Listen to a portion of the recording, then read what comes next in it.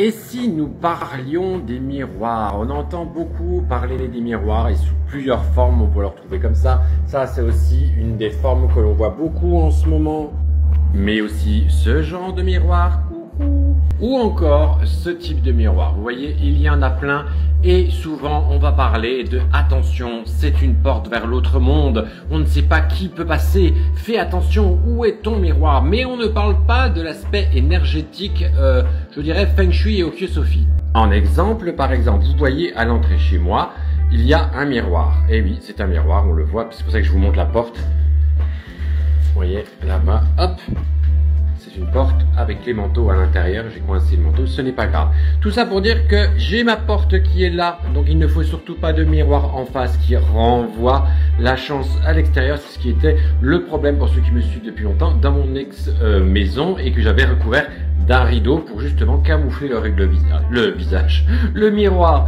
Et là, justement, ce qui était important, et l'expert feng shui quand elle était venue, elle l'avait vu tout de suite, c'est vrai que j'avais pas percuté, c'était fait toujours attention à ce que reflète votre miroir. C'est super important, car il double les effets de quelque chose. Comme vous pouvez le constater en face, moi, j'ai mon petit côté prospérité avec Ganesh, on a Lakshmi, on a le petit Manikineko qui est là pour accueillir la bonne chance et la prospérité avec le truc qui me fait claquer le rire, c'est ça, ça me fait juste rire, et bien sûr d'autres choses. Mais du coup, mon miroir reflète cette entrée et donc apporte énormément de chance et de succès parce qu'il faut savoir que l'entrée est la zone réputation dans le feng shui occidental et dans l'okyosophie, donc c'est très important l'énergie qui rentre.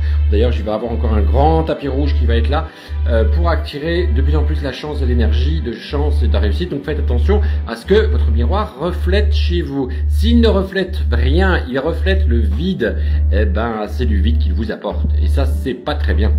Je prends un exemple, ce miroir là que j'ai mis quand vous rentrez à droite parce que je le trouve magnifique, mais on se dit tout de suite attention, tu nous as dit que s'il reflétait par là, donc vous voyez je vais vers le miroir, donc vers ma porte d'entrée, forcément il va refléter la bonne énergie d'or. Eh bien non, parce que quand on l'a mis, on a fait attention à ce qu'il reflète quoi? La bibliothèque uniquement, et uniquement la bibliothèque. C'est comme tous ces petits miroirs là, coucou, ils reflètent quoi? Ils reflètent tout ce qui est au niveau de la... miroir, on pourrait parler de celui-là aussi. De la table à manger, oui c'est le bordel, regardez on est en train de travailler. Tout cela, ça reflète le double de la salle à manger. Donc quand on mange ici sur la table et qu'on ne travaille pas dans ce bordel là, eh bien ça double l'effet d'abondance et de prospérité. Tout ça pour dire, c'était le petit truc sur les miroirs. Je pense que ça vous intéressera parce qu'on n'en parle jamais. On parle de la porte interdimensionnelle des miroirs, on parle de la divination dans le miroir. On dit faites attention, avec raison d'ailleurs de ne pas mettre de miroir généralement qui reflète le lit dans la chambre à coucher. Mais on ne parle pas justement de ce principe de attention à ce que ton miroir reflète.